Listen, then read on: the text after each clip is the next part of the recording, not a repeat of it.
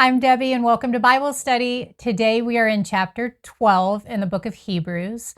And today we're going to read about God's discipline for his children.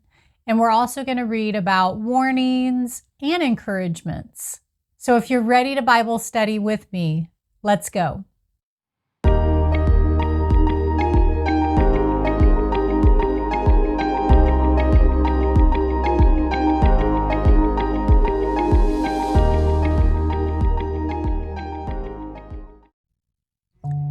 Dear Heavenly Father, we come to you with thanksgiving, and we ask that you give us knowledge, understanding, and wisdom as we study your word together today. Do your work in us in your perfect timing, and help us to be sensitive to your leading in our lives. Give us a fresh insight, and let us leave today's study with a new perspective. In Jesus' name we pray. Amen. Chapter 12. Therefore, since we are surrounded by such a great cloud of witnesses, let us throw off everything that hinders and the sin that so easily entangles. This great cloud of witnesses contains all the people described in Hebrews chapter 11 that we read a couple days ago. Their faithfulness is a constant encouragement to us. We don't struggle alone, and we're not the first to struggle with the problems that we face. Others have run the race and won, and their witness stirs us to run and win also.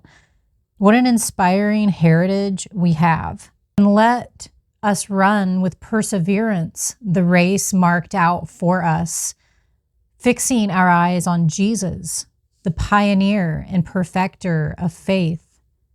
For the joy set before him, he endured the cross, scorning its shame, and sat down at the right hand of the throne of God.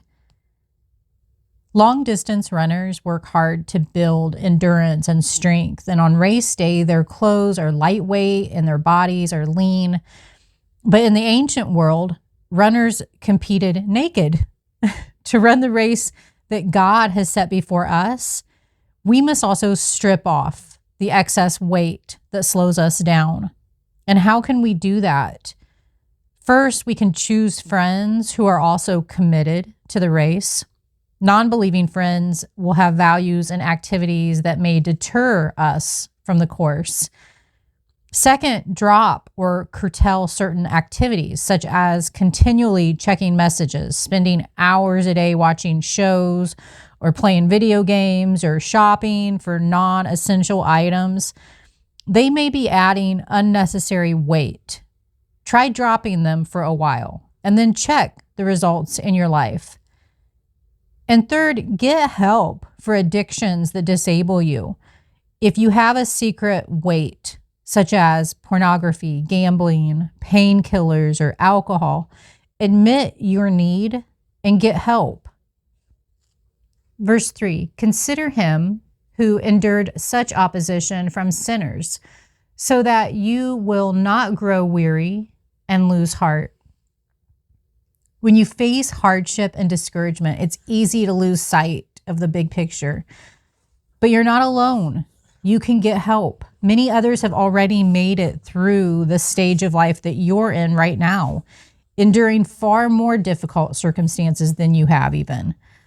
Suffering provides the training ground for Christian maturity. It develops our patience. It makes us realize our need for Christ. It strengthens our resolve, and it encourages humility and ensures our final victory.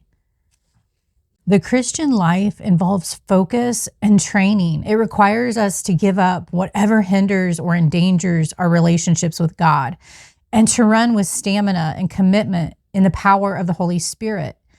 We will stumble if we look away from him to worry about ourselves or look at the opposition, trials, or suffering facing us. We should be running solely for Christ, not our own glory or success, and we must always keep him in sight. Verse 4, in your struggle against sin, you have not yet resisted to the point of shedding your blood. These readers were facing difficult times of persecution, but none of them had yet died for their faith, though many Christians would die in the future. Because they were still alive, the writer urged them to continue to run their race. Just as Christ did not give up, neither should they. Verse 5, and have you completely forgotten this word of encouragement that addresses you as a father addresses his son? It says, my son, do not make light of the Lord's discipline, and do not lose heart when he rebukes you, because the Lord disciplines the one he loves, and he chastens everyone he accepts as his son. Endure hardship as discipline. God is treating you as his children. For what children are not disciplined by their father? If you are not disciplined, and everyone undergoes discipline, then you are not legitimate, not true sons and daughters at all. Moreover, we have all had human fathers who disciplined us, and we respected them for it. How much more should we submit to the Father of spirits and live?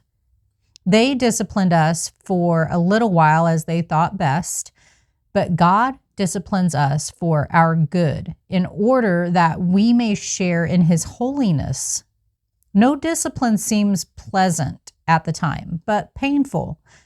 Later on, however, it produces a harvest of righteousness and peace for those who have been trained by it. Who loves his children more? The father who allows them to do whatever they want without restraint, or the one who corrects, trains, and even punishes them to help them learn what is right? No one likes to be corrected and disciplined by God, but his discipline shows his deep love for us.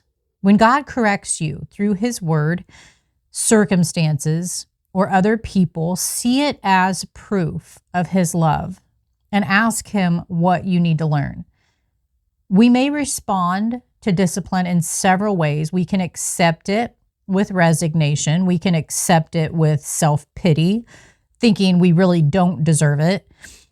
We can be angry and resentful toward God, or we can accept it graciously, letting it accomplish its purpose in our lives.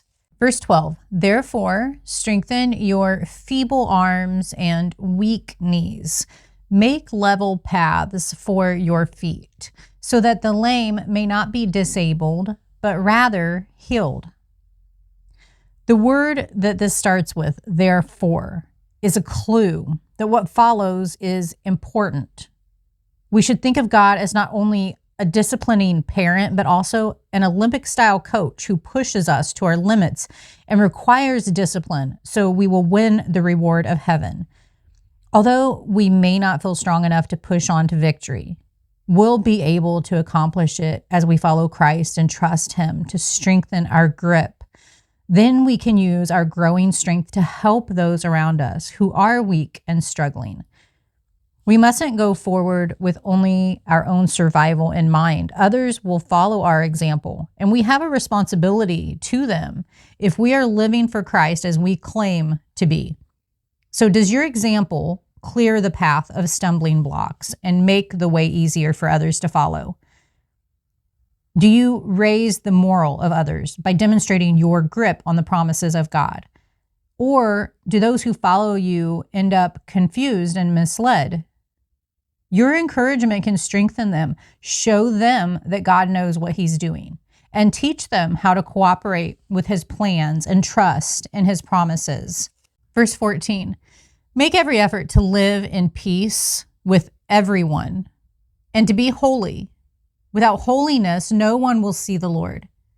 See to it that no one falls short of the grace of God, and that no bitter root grows up to cause trouble and defile many.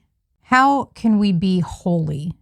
The original readers of this letter were familiar with the Jewish ceremonial cleansing ritual that prepared them for worship, and they knew that they had to be holy or clean in order to enter the temple. Sin always blocks our vision of God. So if we want to see him, we must renounce sin and obey him. God, holy means morally perfect. In us, it means morally clean or set aside for his service. This holy living will result in peaceful living. A good relationship with God leads to good relationships with fellow believers. Rather than pursuing peace, we often strike out at others who are abrasive or offensive to us. Although we will not always feel loving toward all other believers, we must pursue peace as we become more Christ-like. The bitter root can be interpreted two ways. First, when Moses renewed the covenant with the people of Israel, he warned them about the root that bears bitter and poisonous fruit. That was in Deuteronomy. I'll put it up on the screen. He referred to the act of turning to false gods and stubbornly following the desires of their hearts. When we lose sight of the grace of God, the bitter root of unbelief can grow. The second interpretation is that this verse also teaches people to avoid bitterness that springs up in their hearts and minds. A bitter root comes when we allow disappointment with God or others to grow into resentment, or when we nurse grudges over past hurts or unmet desires. Bitterness brings with it jealousy, anger, dissension, and immorality. Be alert for it in your own life and help others deal with it as well. Every time you feel hurt by someone, immediately ask the Holy Spirit to take care of the bitterness so it doesn't poison you. Verse 16, see that no one is sexually immoral or is godless like Esau, who for a single meal sold his inheritance rights as the oldest son. Afterward, as you know, when he wanted to inherit this blessing, he was rejected. Even though he sought the blessing with tears, he could not change what he had done. Esau's story shows us that mistakes and sins sometimes have lasting consequences. Even repentance and regret couldn't restore what he had forfeited. The Jews saw Esau as immoral and godless because he took his eyes off God's promise to the family through Abraham and traded everything for a quick meal. Just as immorality and short-sightedness would hurt the Hebrew believers, they can bring disaster to churches and families today. How often do you make decisions based on what you must have right now, rather than on God's promises to you in the long run? Evaluate the long-range effects of your decisions and your actions. Some decisions and actions you can't take back or do over. Verse 18, you have not come to a mountain that can be touched and that is burning with fire, to darkness, gloom, and storm, to a trumpet blast, or to such a voice speaking words that those who heard it begged that no further word would be spoken to them, because they could not bear what was commanded. If even an animal touches the mountain, it must be stoned to death. The sight was so terrifying that Moses said, I am trembling with fear. But you have come to Mount Zion, to the city of the living God, the heavenly Jerusalem.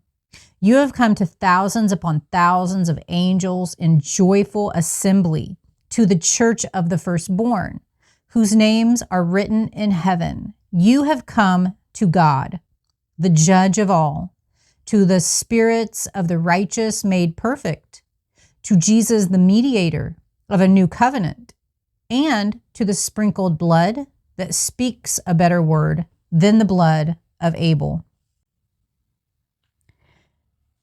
Mount Zion is another name for Mount Moriah, or the hill on which the temple had been built. What a contrast between the people's terrified approach of God at Mount Sinai and their joyful approach at Mount Zion in his holy city. What a difference Jesus made. Before Jesus came, God seemed distant and threatening. Since Jesus has come, we can now see how God welcomes us through Christ into his presence. Accept God's invitation and join his worshiping community. As believers in Christ, we are citizens of the heavenly Jerusalem right now. Because Christ rules our lives, The Holy Spirit always helps and guides us, and we experience close fellowship with other believers. Verse 25, see to it that you do not refuse him who speaks. If they did not escape when they refused him who warned them on earth, how much less will we if we turn away from him who warns us from heaven? At the time, his voice shook the earth, but now he has promised, once more I will shake not only the earth, but also the heavens. The words once more indicate the removing of what can be shaken, that is, created things, so that what cannot be shaken may remain. When God spoke to the people of Israel the first time, his voice shook the earth. Later, the prophet Haggai foresaw the glorious expectation of God's powerful revelation. Eventually, the world as we know it will crumble, and only God's kingdom will last. Those who follow Christ are part of this unshakable kingdom, and they will withstand the shaking, sifting, and burning. When we feel unsure about our future, we can draw confidence from these verses. No matter what happens here, our future rests on a solid foundation that can't be destroyed. Don't put your confidence in what will be destroyed. Instead, build your life on Christ and his unshakable kingdom. Verse 28, therefore, since we are receiving a kingdom that cannot be shaken, let us be thankful, and so worship God acceptably with reverence and awe. Here are 5 ways that we can be thankful. We can be thankful that God answers our prayers. We can be thankful for God's provision for our needs. We can be thankful for God's blessings. We can be thankful for God's character and wondrous works. We can be thankful for our brothers and sisters in Christ. I will put up lots of scripture here that if you want to look up and read on your own time, you can. For our God is a consuming fire. There is a big difference between the flame of a candle and a roaring blast of like a forest fire. We can't even stand near an intense fire. Even with sophisticated firefighting equipment, a consuming fire often rages beyond human control. We can't control God either. We can't force him to do anything for us through our prayers. He can't be contained. Yet, he shows us compassion. He saves us from sin, and he will save us from death. But everything temporal, worthless, sinful, imperfect, or destructive will be devoured by the fire of his wrath. Only what is good, true, sacred, and righteous will remain. What a catastrophe for anyone considering turning away from God. If you enjoyed this Bible study, I would appreciate it if you'd hit the like button and click on the next video. We will continue and actually finish in the last book of Hebrews, chapter 13. So I hope to see you in the next video.